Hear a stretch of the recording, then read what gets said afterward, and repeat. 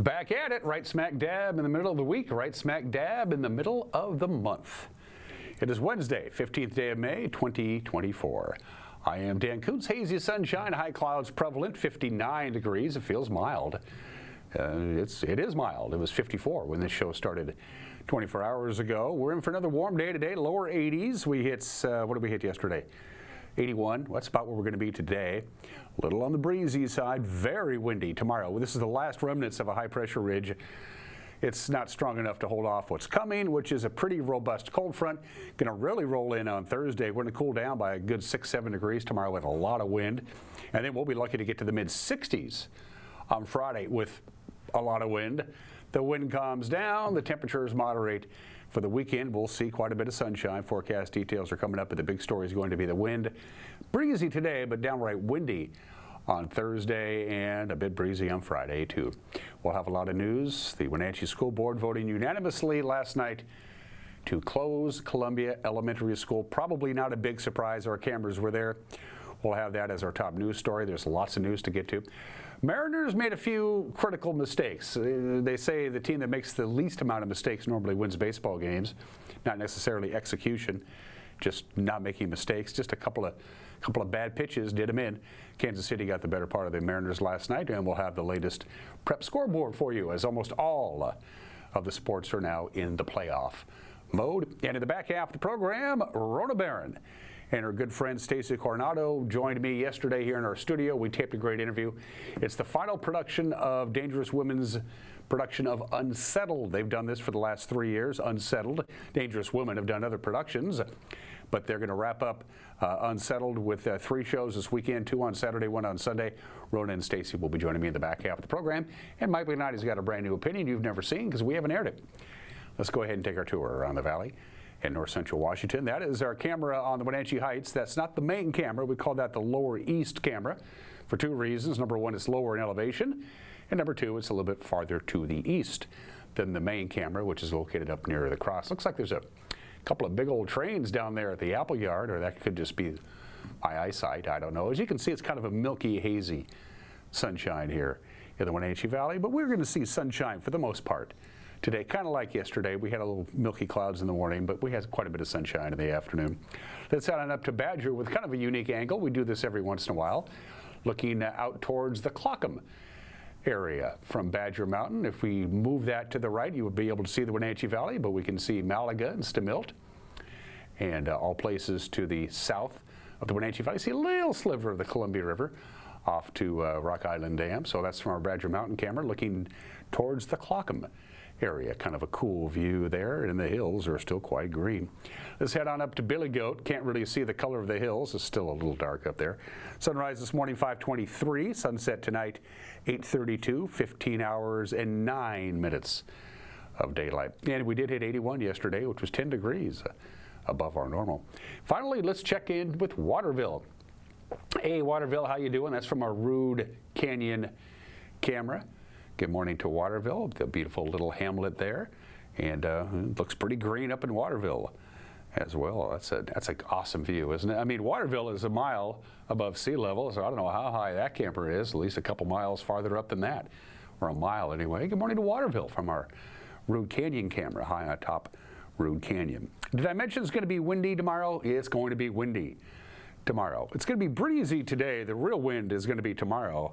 As this cold front moves through the region tomorrow, it's going to bring big time gusty winds. Also very dry, so again, you have to think about the, any kind of wildfires.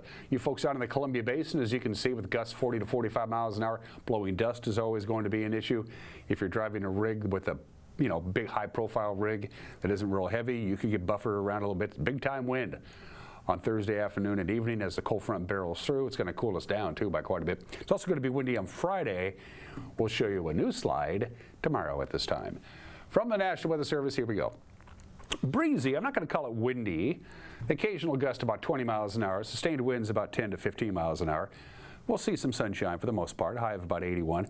Cloudy skies tonight, and then it'll clear out while you're sleeping. You probably won't even notice it.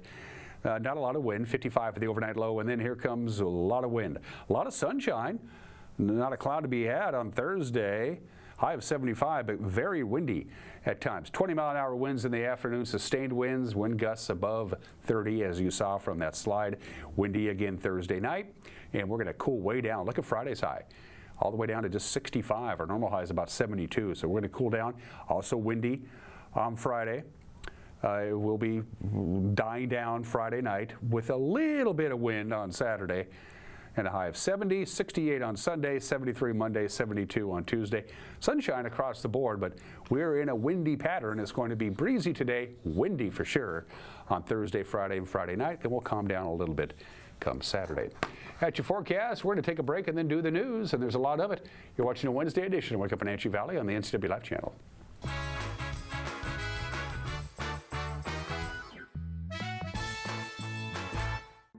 The family at the Epladolin want to help your loved one feel at ease in their new home environment. Epladolin offers beautiful one-bedroom and studio apartments. Residents enjoy 3 delicious home-style meals a day, laundry service, housekeeping service, and encouragement to make themselves cozy in their new home. Epladolin welcomes your family to come and visit their family. Epladolin, independent and assisted living. They make the complicated easy for you. Call today for a tour.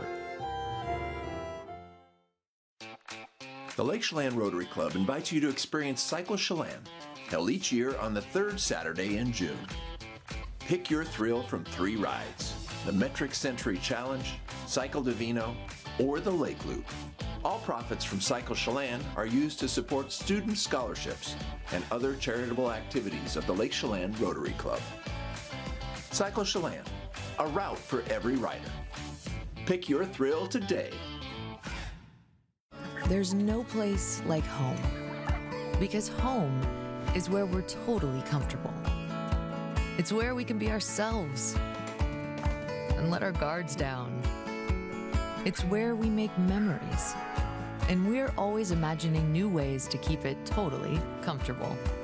Carrier, total comfort, totally happy. Turn to the experts, Carrier and Alpine Air. Heat and air, call Alpine Air. Hey folks, this is Blueberry Carey bringing you a public service announcement. With today's fast pace, sometimes you just need to be reminded to just breathe. Come on out to Blueberry Hills and enjoy the panorama of beautiful blueberry fields and these gorgeous North Cascades mountains. Your food is always cooked fresh to order, and our down-home scratch country recipes are always well worth the wait. Our delicious breakfast dips, pies, and pastries await you and your family. So come on out to Blueberry Hills in Manson. It's where the world is coming to.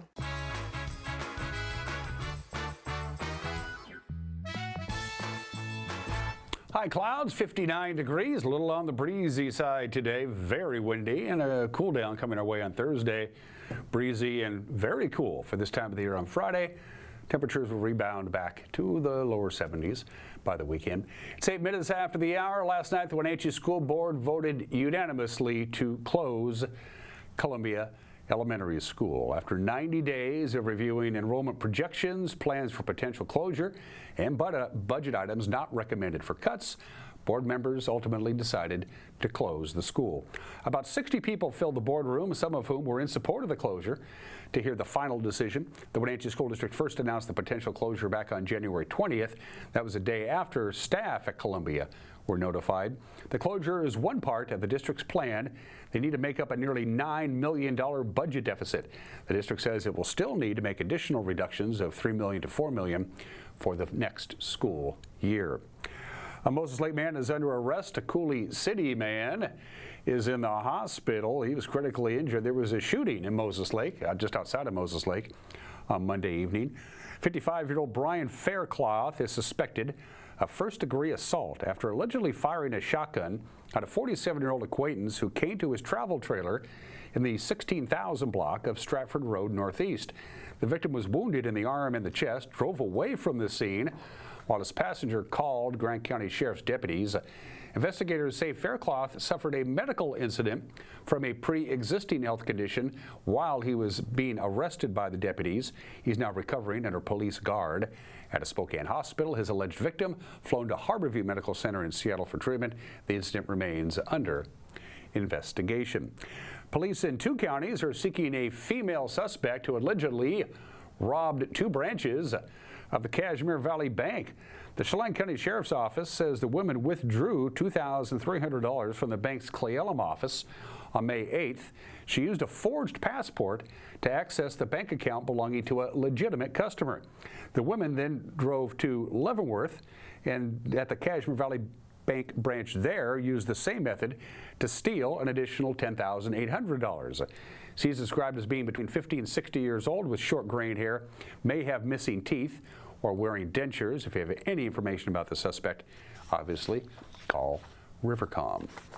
Well, when the August primary rolls around, you'll have a chance to vote for Bob Ferguson, but not the other Bob Ferguson or even the other Bob Ferguson. Two candidates with the exact same name as the Washington Attorney General, they withdrew from the ballot on Monday after threats of legal action. Republican activist Glenn Morgan, he admitted to the Seattle Times on Friday that he coaxed two men with the identical name, Bob Ferguson, to register their candidacy for governor as a political prank against the Democratic frontrunner. Well, state law makes it a felony to run as a same-name candidate if you intend to mislead voters. Monday was the last day for candidates to withdraw their registration. The other two Bob Fergusons did. Only one Bob Ferguson will now appear on the ballot for the August primary. Local artist Casey Koski, known for that big 11-foot tall Sasquatch statue that you see at Mission Ridge, well, she's been selected for an art fellowship to create a special sculpture for the Keweenaw National Park in Michigan. Koski is from Michigan, says she was very excited about the opportunity to return home, but she said the application process was a little cattywampus. The application process was kind of crazy. I didn't see the call for art until 4 days before it was due, before the deadline. And I didn't think anything much of it. I'm like, oh, this isn't, I'd never get that. And so I ignored it for a little bit. And 2 days went by and I just couldn't stop thinking about it. So I went back to my computer and I tried to articulate the vision that I had for the project. I didn't do anything about this application until 2 days prior. I turned it in and didn't think I'd hear anything back. And they called and I had a wonderful interview. And so I was really optimistic following that. I said, well, what if this actually happened? So I was very excited at that point. I know that they had at least a dozen applicants and did a number of interviews, but I just had to kind of wait and see what happened. And when they called or emailed and said congratulations, I was so excited. You had to articulate the vision you have for this project in your application. Mm-hmm. What does that vision entail? Well, the goal of the project was to try and show the visitors to the park, like I said, the people that used to live and work in these different buildings and structures around the park. And so they used the word repopulate, that they want sculpture of people to sort of help visitors understand. I've been selected to do one site, and on that site there will probably be 4 people. There will be some historic miners involved. It's also the building that I'll be working on is part of that boundary between the domestic home life for the miners and their families and, the job, the daily work, so there's going to also probably be maybe a woman and children in there waiting for their miner to come home. And when we're talking about mining in the early 1900s, it was a lot different than mining today. So many different safety factors, and you find amazingly interesting and sometimes tragic tales of these families. So tell us what else you have on the horizon. Any other local art projects that you have? Not public scale here in Wenatchee this summer, but I'm always working and always creating. And so my project over the winter was to complete a collection of small watercolors and hopefully turn them into maybe some trickle income projects, so that between public art and the work that I'm already doing, I might be closer to making ends meet in just the art field. But what I accomplished was making 54 individual illustrations of things to do in the Wenatchee Valley, and I turned them into a deck of playing cards. And so there are 50 different opportunities or things that everyone here should do and see. As a visitor, as someone who lives in the community, you know, maybe there's something here that you've never done before. Just yesterday, I got my first opportunity to ride the Leavenworth coaster. So, you know, making sure everyone's visited Omi Gardens or biked the foothills or learned the name of a wildflower. It's all in here. And I'm gonna be at the night market on the Avenue next weekend. And so that's kind of the first public facing sales that I'll be doing for that. I'm wholesaling them in a couple of different locations. And so it'll be really fun to see Wenatchee folks face to face. And finally, if you're looking for work, the city of Wenatchee is going to hire 3 seasonal workers to help, well, keep Wenatchee clean. The team will work under the Parks, Recreation, and Cultural Services Department, cleaning up debris, litter, graffiti, restroom cleaning, and other citywide maintenance tasks. The city says the Parks Department has managed these activities in the past, but does not have the ongoing capacity to make a dent in the issue. The city crews disposed of 100,000 pounds of junk, ranging from human waste to furniture in areas like parks, open spaces, and streets. The crew will work from April to September every year with other departments, and those interested, you can apply by going to the city's website. And that's the news. At 16 minutes after the hour, we will have the news for you tonight on television at 5, 6, and 10. 5, 6, and I can't do 10 right here on television. If that doesn't work in your schedule, go to the World Wide Web. It'll be up and running right around 5 o'clock on our website, ncwlife.com, our Facebook page, our YouTube page, our app. If you haven't downloaded our app, there's how you go about doing it. The QR code is there for you. And if something out there warrants our attention, send us an email, news@ncwlife.com. Sports, well, you can't win them all. Mariners certainly didn't, at least last night. Sports is next. You're watching Wake Up Wenatchee Valley on the NCW Life channel.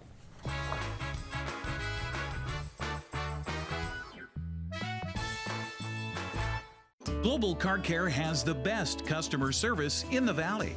From the moment you walk in the door, their goal is to help you stay on the road, so you can keep doing what's important to you.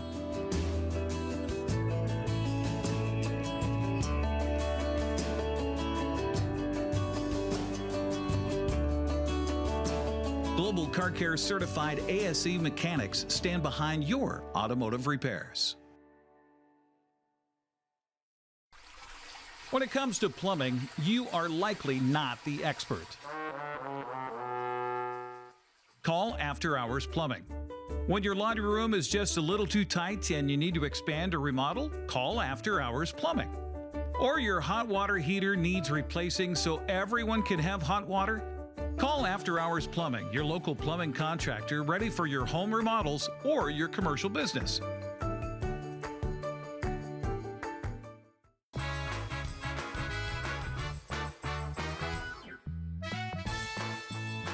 Sports at 18 minutes after the hour. A strong outing by Logan Gilbert, spoiled by Nelson Velasquez's 3-run home run in the 7th inning. The Royals beating the Mariners 4-2 last night. The Mariners struck out 11 times. Their 7-game winning streak against the Royals comes to an end. There's Randy with 2 outs. He pelts this down the line in right field. Luke Raleigh has homered in back-to-back games. And the Trident has returned, and Luke is being very careful with it. And order has been restored. We have fixed the Trident. Hey, before the game, he said it wasn't his fault. He is looking strong, I got to tell you. It'll be up to Nelson Velasquez. Let's see if he can come through. He has struck out twice in 2 at-bats against this pitcher. Swing and a fly ball left field. Back goes Haggerty. Still going, looking up, and it is gone. It's a 3-run homer. And the Royals take a 3-1 lead here in the 7th inning. What a relief that must be for Nelson Velasquez and everybody in that Royals dugout, the way that Logan Gilbert has dominated the Royals until this inning. The sacrifice will get Renfroe down to second base. 1 on and 1 away, and that'll bring up Michael Garcia. Line left center field on an 0-2 pitch. Renfroe scores, and the Royals lead 4-1. The Mariners have 1 down here in the bottom of the 9th inning. Bring out designated hitter tonight, Mitch Haniger. Renfroe going back to the warning track, to the wall. Goodbye, baseball. Mitch Haniger with an opposite field home run down the right field line, giving the Mariners hope. 4-2 Kansas City. Floated towards short. Witt backpedals into the outfield, makes the catch on the flare, and that's the ball game. Mariners wrap up their string of 13 games in 13 days. They'll do that this afternoon. Seattle right-hander Brand Wu will make his second start of the season. The Royals will go with righty Alec Marsh. To the scoreboard we go. The Mariners now fall a half game behind the Rangers, even though Texas lost to the Guardians last night. 7-4. The Astros got by the Athletics. It took 10 innings to do it. 2-1. The Cardinals nipped the Angels 7-6. Prep Soccer State playoffs in the first round at Leib-Off Field at the Apple Bowl. Cashmere no problems with the Riverside. They crushed them 6-1. They move on to the next round. The Bulldogs will take on Vashon Island in Vashon Island this Friday. In the 1B state baseball playoffs, Moses Lake Christian season came to an end in a big way. This game ended after 5 innings because of the mercy rule. DeSalles beating Moses Lake Christian 24-3. Prep softball scoreboard, the District 6 4A playoffs. Wenatchee and Eastmont are going to meet again because they both won yesterday, and both teams won easily. Wenatchee crushed Sunnyside, Eastmont all over Eisenhower. Wenatchee will take on Eastmont Saturday at 11 a.m. in Moses Lake. In the District 5-6 2A playoffs, Othello wins the championship. They're going to state. They beat Ephrata 12-5 in softball. East Valley defeats Sela 8-0. Ephrata and East Valley will play this weekend for a last chance to state. The Prep Soccer softball scoreboard in the District 6 2B playoffs, Okanagan punches their ticket to state. They beat Lake Roosevelt 5-2. Brewster knocked off Tonasket 13-8. Lake Roosevelt and Brewster will play this weekend for a last chance to state. And the NFL will announce this year's schedule today. Seahawks fans will learn some important home dates for the coming season. The 2024 season schedule will be released on Seattle's website through social media, or you can watch it on TV. It'll be on the NFL Network tonight at 5 o'clock or ESPN. Besides their NFC West opponents that we play twice every year, Seattle will also host games against Green Bay, Minnesota, Buffalo, Miami, the Giants, and the Broncos. The Seahawks' road opponents, besides their normal road opponents, include the Lions, the Tigers, and Bears, oh my, the Patriots, the Jets, and the Falcons. And those are just some of the games that people are playing. On this Wednesday, it is International Police Officers Memorial Day. Today, to honor all of those peace officers and law enforcement officers who died in the line of duty, not necessarily at the hands of somebody else. If you were working and you have a fatal heart attack, you were part of that too.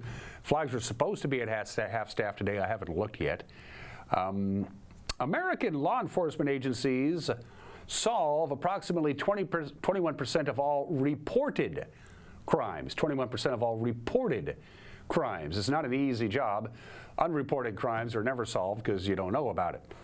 How many separate law enforcement agencies do we have in this country? About 19,000 separate law enforcement agencies. We're a unique country. Most law enforcement agencies are nationalized.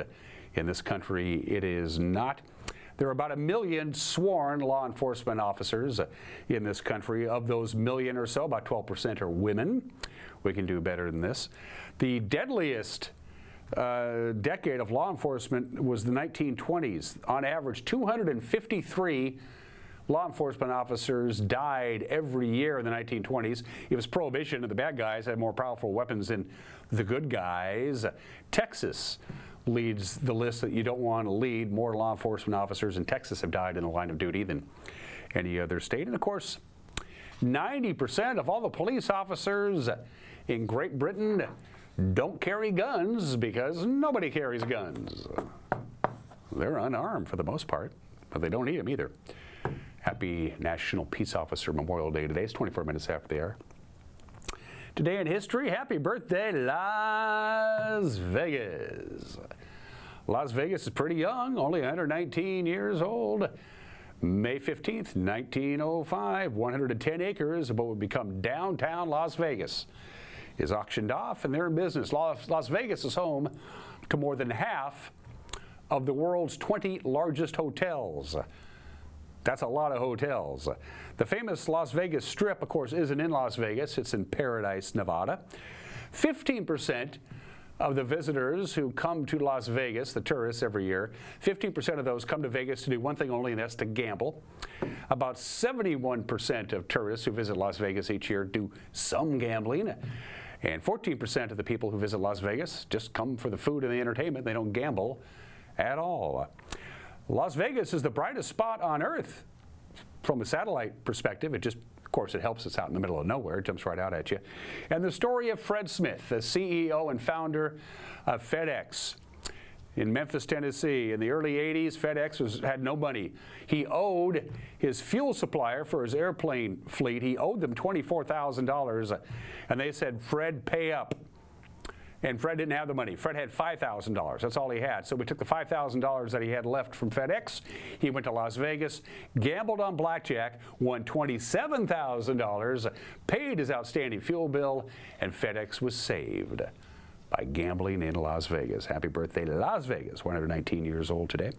Happy 84th birthday to McDonald's. Richard and Maurice McDonald opened their very first McDonald's on this date 84 years ago today, right after May 15th, 1940. The brothers had been in various businesses before. They all failed. They finally got into the restaurant business in San Bernardino, California. They were pretty successful in their early years. And then they came up with a brilliant idea, a couple of them. Number one, assembly line hamburgers. Make it quick, make it as quick as they possibly could. And they simplified the menu. It was a sit-down. The original McDonald's was a sit-down restaurant with silverware and cups and plates and saucers and all that stuff. They said, no, we're going to they had like 30 items on the menu. They cut it down to 9 items. And all of the items you could eat with your hands. There you go. They don't need cups and knives and forks. And if you don't have silverware and plates, you don't need dishwashers either. And then they really started making money. And then Ray Kroc found out about him. Happy 84th birthday to McDonald's. The first one opened on this date in 1940. There are now about 37,000 McDonald's worldwide. 83 years ago today, the game really meant nothing. The Yankees got creamed. The White Sox smoked them 13-1, but Joseph Paul DiMaggio, batting fourth and playing center field, goes 1 for 4, had a base hit against Eddie Smith. Nobody knew it at the time because, well, a hitting streak had began. Joe DiMaggio's famous 56-game hitting streak, one of the most remarkable records in all of sports, much less baseball, started on this date in 1941. And finally, 43 years ago today, May 15th, 1981, all of America stopped what they were doing, gathered around their television sets, and watched the all-time classic, the Harlem Globetrotters on Gilligan's Island. I cried. I was just, what a great moment in television history. Gonna cry right now. It's 28 minutes after the hour. Richard Daley, the boss of bosses, and he still has family members involved in Chicago politics. He was the mayor of Chicago for 21 years. He was elected and sworn in 1955, died of a heart attack in 1976, ran this city, the last of the big-time city bosses, and unlike the other major cities in the Rust Belt, who fell on hard times in the 60s and the 70s, like Cleveland and Toledo and Milwaukee and Detroit. Chicago thrived because Richard Daley said, I'm going to make it thrive. He kind of willed his city through some hard times, considered one of the most powerful politicians ever, born in the state in 1902. The man who took the most famous 26-second film in American history, the dressmaker from Dallas, Abraham Zapruder, born this date in 1905, inadvertently captured the murder of the President of the United States in Dealey Plaza on November 22nd, 1963, Abraham Zapruder, whose name lives on, born in the state in 1905. And the second greatest third baseman of all time, with all due respect, I think George Brett is a great baseball player, even though he was a Yankee killer. He would just always play really good against my Yankees. He's 71 years old today. He is the owner of the Tri-City Dust Devils, by the way, down there in Pasco. George Brett has a whole slew of records. He's in the Baseball Hall of Fame, and he's a nice guy, and he's 71 years old. I got a chance to meet him a number of years ago in the Tri-Cities, as a matter of fact. Special thanks to our platinum sponsor, Alpine Air. For heat and air, call Alpine Air. Give them a call if you think something's a little cattywampus with your HVAC system. They know what they're doing. They have to, or they wouldn't be as good as they are. Alpine Air, for heat and air, call them. Special thanks to our friends at Pool to Spa Services, celebrating a milestone. I think it's 35 years. I really should check on that. Regardless, they've been around long enough that they know what they're doing.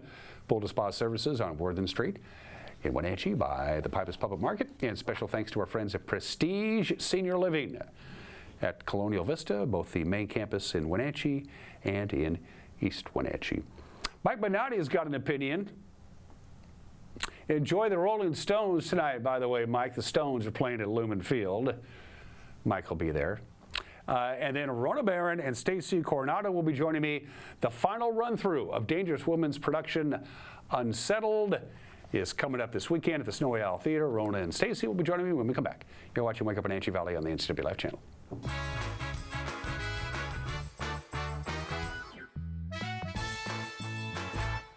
My favorite thing about living at Prestige is the activities. I think it's just so good for you to have a group that you can have fun with. I think if you keep moving and you have a social life, you're going to live longer. And that attitude is fostered by the activity director and the managers. It's a good place, it's a happy place, and it's where I plan to stay forever. Me too.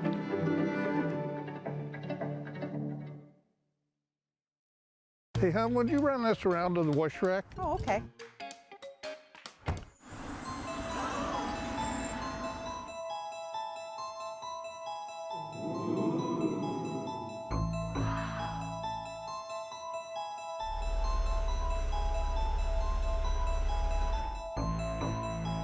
Hey, hon, what happened?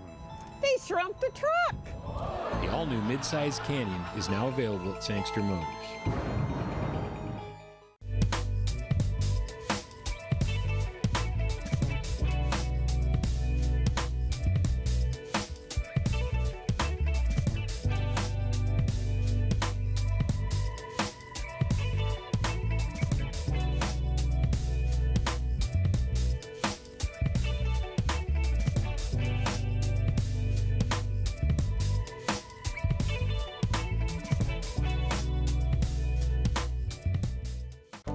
The agents of Kennedy Real Estate Group are committed to providing the ideal client experience.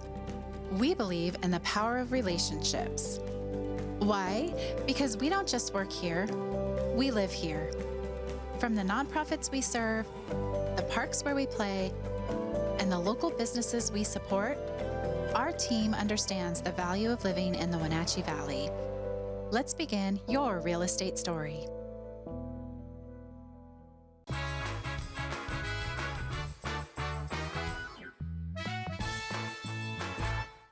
This is Mike Mad Dog Magnotti, and everybody is entitled to my opinion. Now, there's a trending hypothetical question for women. If you were alone in the woods, would you rather encounter a bear or a man who was a stranger? Evidently, many women have answered a bear. Now, this response is apparently a real surprise to many of us of the male gender, and also some men have taken offense of this response. Well, guys, let's face it. We have to ask ourselves, if women are saying they'd rather encounter a bear than a stranger man, why would women answer this way? This is Mike Mad Dog Magnotti, and that's my opinion.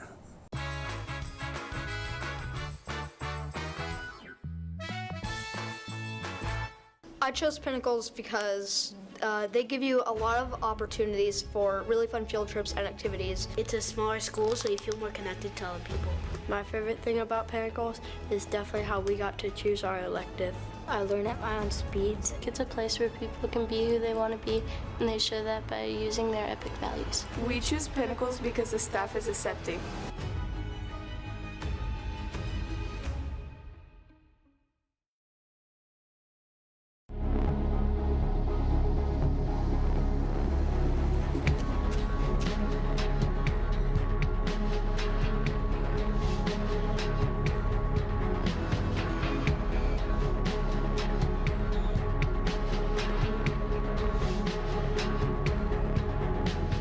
Walkabout Grill, open 7 days a week for lunch and dinner in downtown Wenatchee and now downtown Leavenworth, where eating out is eating healthy. Ruggability. We straight made that word up. How else to describe the otherwise indescribable rugged, capable, incredible versatility and affordability of a Honda SUV? Kelly Blue Book's KBB.com calls Honda the best value brand. EPA says Honda is the most fuel-efficient automaker in America. But we like ruggability, and you'll like the Incredifantabulous deals, so see your Inland Northwest Honda dealer today. Honda can handle it.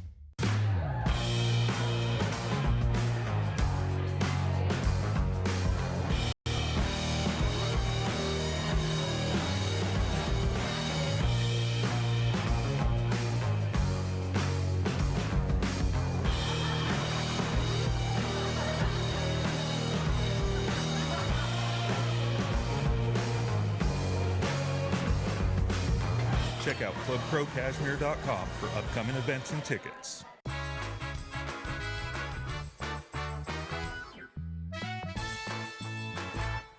It's back again this year. This is going to be your last chance, folks, to head to the Snowy Owl Theater either Saturday or Sunday at the campus of the Sleeping Lady, the Icicle Center for the Performing Arts. Dangerous Women Unsettled for its third and final year, and then they're going to take a break, and then they'll do something else in the year 2026. Everybody knows this lovely woman to my immediate left, Rona Barron. Give her a big hand, an old friend of mine. And you brought your friend Stacy with you as well. Stacy Coronado is here too. Yeah, in full regalia, I might add. You look really good. Thank you. We had a wonderful time visiting last year on the stage of the Snowy Owl Theater. Rona, this is an original work of theater, I guess. Not theater in the traditional sense, though. So for those folks who go, I think I remember Dangerous Women Unsettled, give us a quick little 101 about what exactly people are going to see either Saturday afternoon, Saturday night, or Sunday afternoon. Well, Dangerous Women in general, you're right, is a combination of education and entertainment. And so we're bringing women's history to life for the purpose of transforming people's perceptions about history and even perhaps about their own personal journeys. So there are a number of creators. I write some narrative elements, but almost everyone in the cast has created their own scene from their own history or their own sense of what's important for them to portray. So you're giving them parameters, but you're giving them a certain amount of artistic leeway to take what you've started and say, go with that? Is that essentially what you're saying? I mean, I think even more so, they're telling me what they want to do, and I would only say, no, don't do that thing if it just didn't fit with the overarching theme. And in this case, our theme is the settlement of this region from multiple cultural perspectives. This is the most culturally diverse show that has ever been staged in North Central Washington. It's all original. Most of the cast is from this region, although we have people traveling from other parts of the state.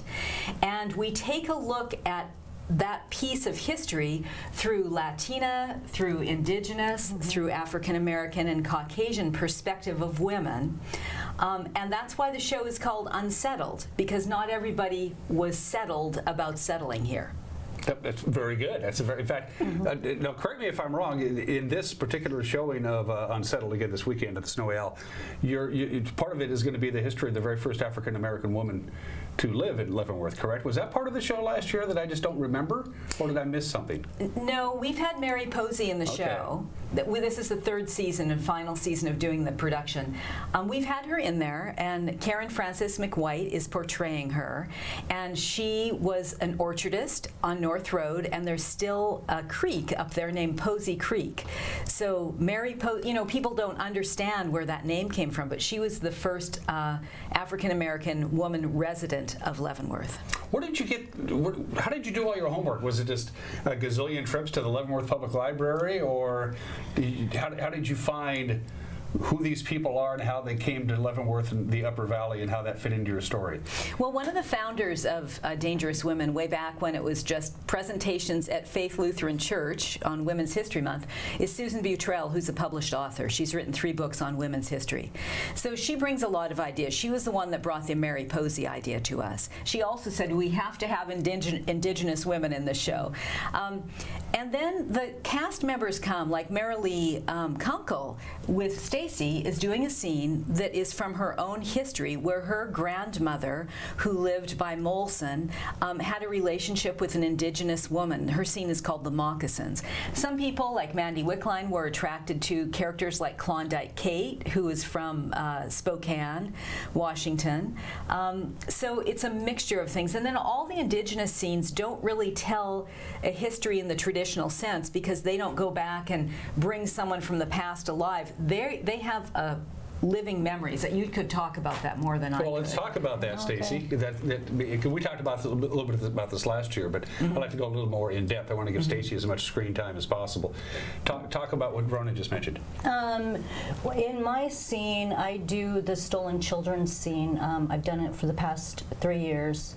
The idea is in my scene is that I'm telling a story to grandchildren, and I'm using some Ensopchine. It's a dialect of Salish, one of our languages out of the Colville Confederated Tribes, and I'm telling them this story that we have told orally for thousands of years, since the beginning of time. I actually learned these stories as a child, being told them, and they're different types of stories that give lessons, life lessons, that give humor. So our stories are they are a living, I guess, a living book of our belief systems.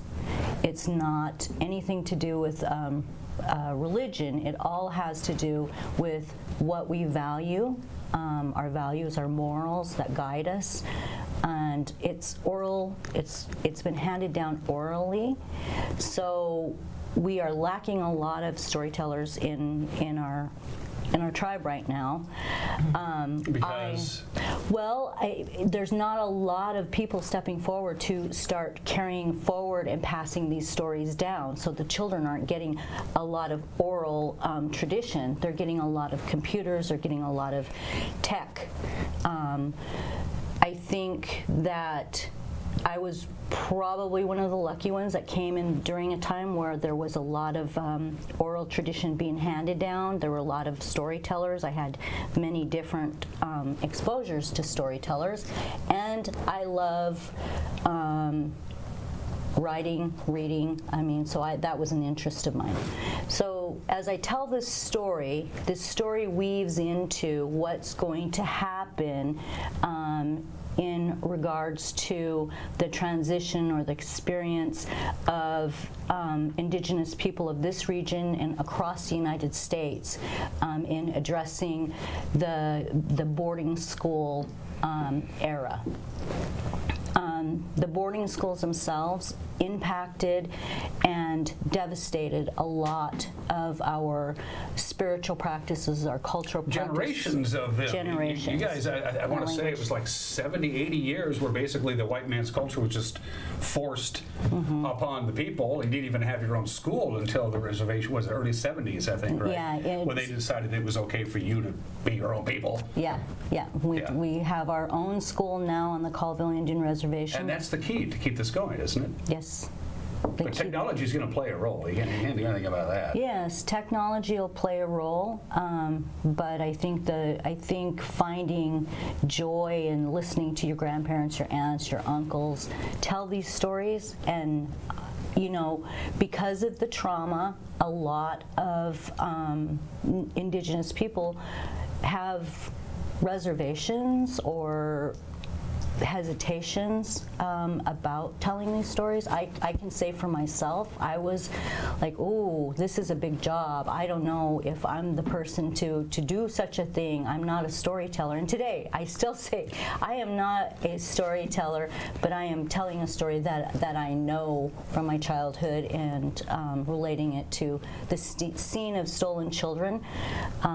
One of the things the show really has offered to all of the Indigenous women that are part of it is it's offered us an opportunity to speak our language, to talk about our spiritual practices, to talk about our culture, to talk about the trauma in which we come from, as well as the resilience that we come from, and to I think have a really good balance of knowing who we are and what we can do and how we can present these issues. There are many Indigenous issues in this valley right now that need exposure and need to be talked about.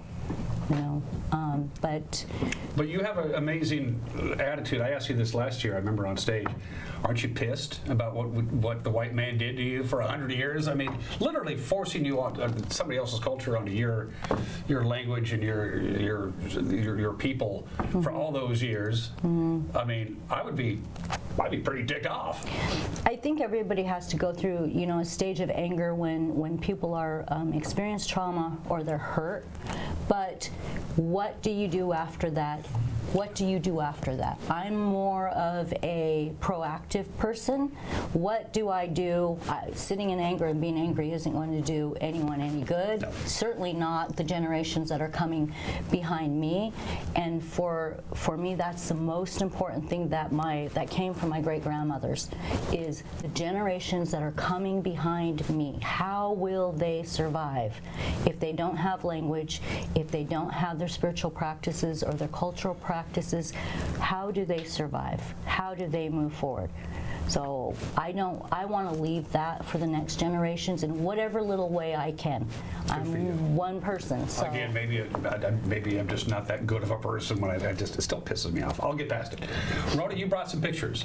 Yes, we're going to go ahead. I'm going to ask you to go ahead and use the monitor here in the studio as we throw them up. You folks at home, please use your televisions. That is the cast. That's from a couple of years ago. Yeah, that's kind of our main image from our show, and Stacy's there, and I'm with the purple hat on in the back. Yes. What else have we got here, Dan?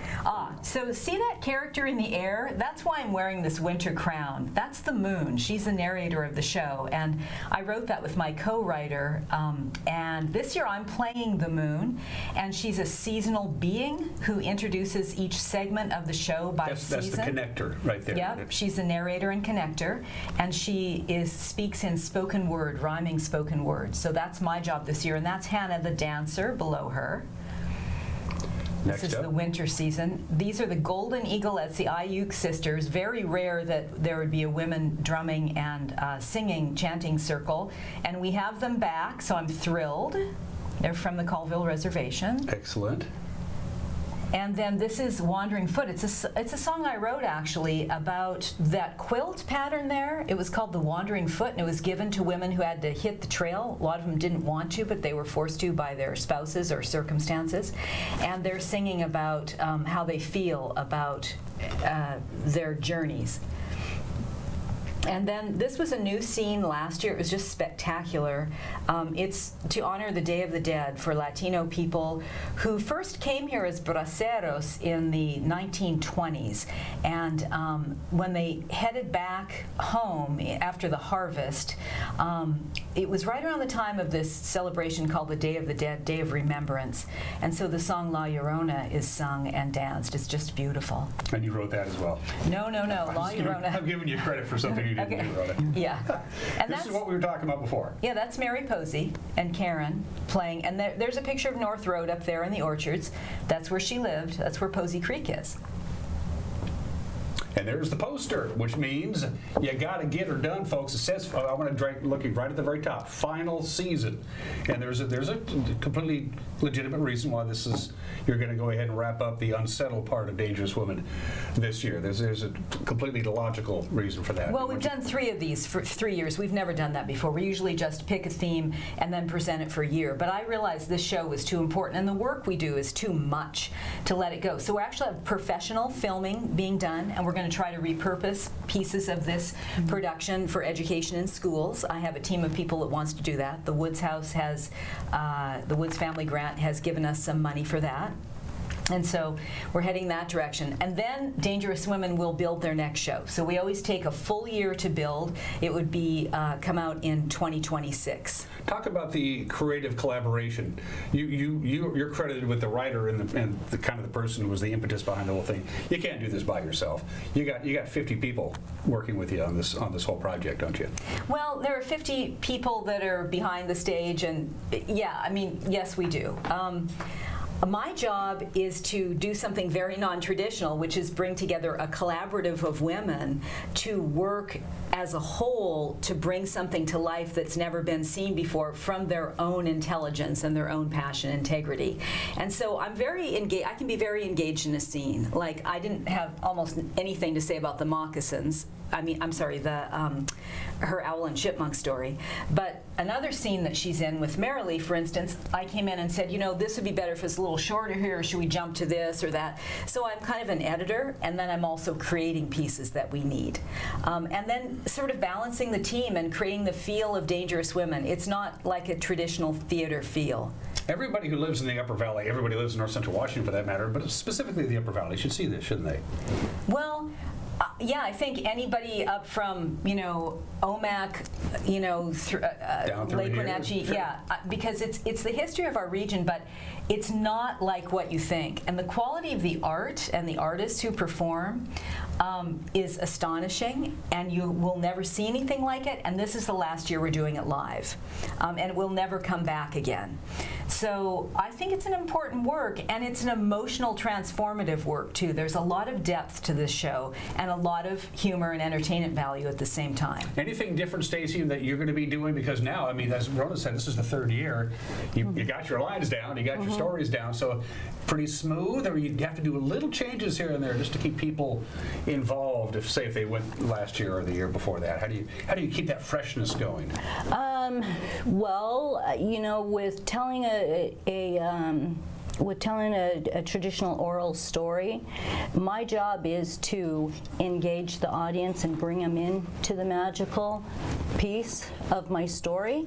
So always at the end, and this may be a little confusing to the audience, but always at the end of when we tell a story, we always say, in our language, we say "wai pu," which means that is all, or we say "and then I came back," because we're taking you from that magical being back here. Okay, that gives you that grounding, full circle. Absolutely. So I think telling the story, it's different every single time. I focus on different areas. I emphasize different areas. Whatever is in my heart at the time is what comes out on the stage. So when Rona says she had very little to do with the writing and how it's presented, her and I had long discussions about that. It's like it's coming from me. So I have to drive that. So at the Snowy Owl Theater, 2 shows Saturday, 2 o'clock and 7:30. 1 show, a matinee on Sunday at 2 o'clock.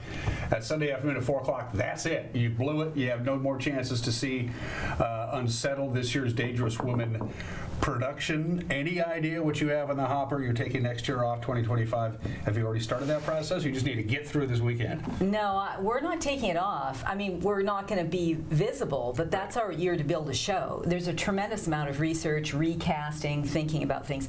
I have several visions. One of them is a little more out there. It's a little more shocking. I haven't even shared what I want to do with the cast because I think they're going to be like, I don't think so, but we'll see.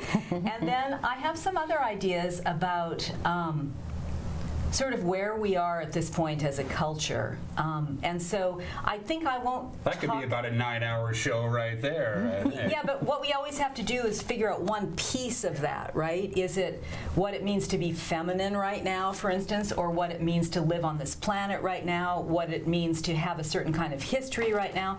And we do women's history. So whatever we do, whatever sort of engages us and amazes us to study. And I do know that with this group, there are a lot of people that are interested in reconciliation and healing. And so that's why we take these deeper journeys with people, and that's why they can be so personally impacted by our shows. We're almost out of time. If you go to just the icicle.org, the main website, you'll find it right there and get your tickets. Again, 2 shows Saturday, 1 show Sunday. We only have a couple of minutes left. I would be remiss because I haven't seen you. You're on the Livermore City Council now. You ran, you threw your hat in the ring. You are now in the decision-making, policy-making role. You digging it? Are you? Yeah, I had been writing that political column for about a year before it's called The Whistle, and I've had some medical problems for the last 6 months, so I haven't dug in like I thought I would. And then, of course, the show is so important to me. It's different than I thought it would be. There's a lot of just getting through all these details that people that live in town don't think about. Where the stripe goes on the parking lot, or there's some really small stuff like that. And then the bigger issues are sort of harder to get our hands around, I think, sometimes. So I'm enjoying it. I think it's challenging. I think that the council could do better than they're doing. I'm saying that now on TV. They're probably going to be like, why did she say that? But that's why I ran. And the people that voted for me understand my position, which is very citizen-oriented. Well, running is one thing. Running and winning is something else altogether, and that's what you did. It makes you feel any better. I've never talked to a single elected official, and I've talked to 100 of them who said, it's exactly like I thought it would be. I've never heard that ever in my life, so a little heads up. I wouldn't wear that to the next council meeting, though. This is my winter season crown. Just a heads up on it. Maybe I'd get their attention. I don't know. Unsettled, this year's final production for Dangerous Women. Again, you only got 3 more chances to see it. There's your poster.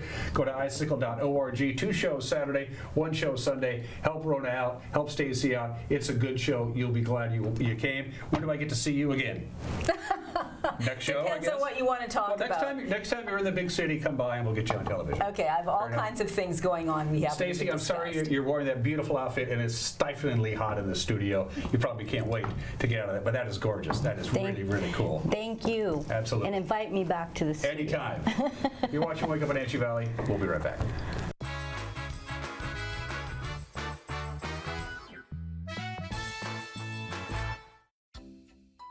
Welcome to the Columbia Basin Dispute Resolution Center. We are a local nonprofit serving Grant and Adams counties, helping businesses and people resolve difficult issues so they can move toward a better future. We offer help with workplace disputes, residential issues, family matters, and can train your staff in conflict prevention and resolution skills. Call us at 509-237-8401 to learn more. How do you think like an entrepreneur? I have had it in mind starting my own business. This is all really good to know right now. I am currently making a vision board. I am talking about my well-being, my personal finances, and habits that I would like to work on and to improve myself to be a better entrepreneur.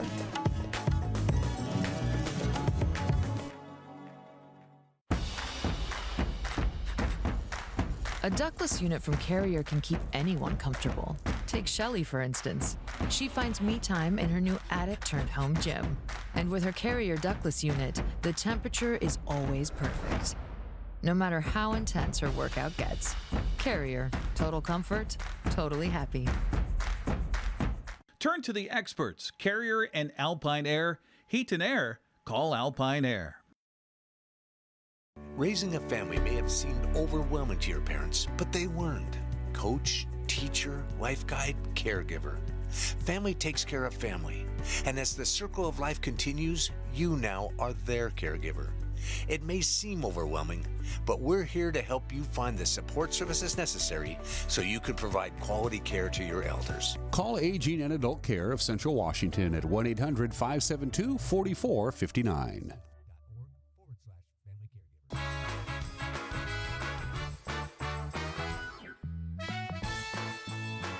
63 degrees outside of our studios. Inside of our studios is about 78. It is a tad warm in here. Going to be above normal temperatures today. Milky cloudiness with some afternoon sun breaks.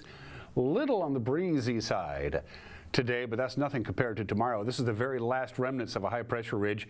It's going to get blasted way out of alignment overnight tonight into Thursday as a cold front and a pretty robust one comes flying in. So this is your wind gusts. On Thursday. It's going to be very windy indeed. And once again, Ellensburg, gusts pushing 60 miles an hour. Very windy out of the Columbia Basin as well here in the Wenatchee Valley. That is tomorrow. We're also going to cool down a little bit. So breezy today.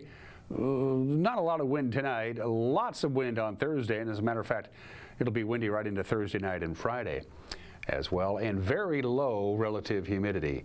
Heads up on that. From the National Weather Service, here we go. Sunshine, again, kind of what we had yesterday, maybe a few more clouds. High of about 81, and again, breezy, about 10 to 15 miles an hour with a northwest wind. Gusts above 20 at times. Mostly clear tonight. We'll see a few clouds. They'll clear out of here. 55 at the overnight low. Wind dies down a little bit. Then here comes some big-time wind. In the morning, it'll be breezy. By the afternoon, it'll be downright windy. Sustained winds right out of the west. You saw that slide there, about 20 miles an hour, but gusts between 35 and 40 for the Wenatchee Valley on Thursday, and considerably cooler. Very windy Thursday night. Overnight low 47. Told you it was a cold front. In fact, look at the high on Friday, 65 with more wind on Friday. Eventually, it'll die down on Saturday. It's not looking too bad at all. And we'll see you tomorrow. Bye-bye.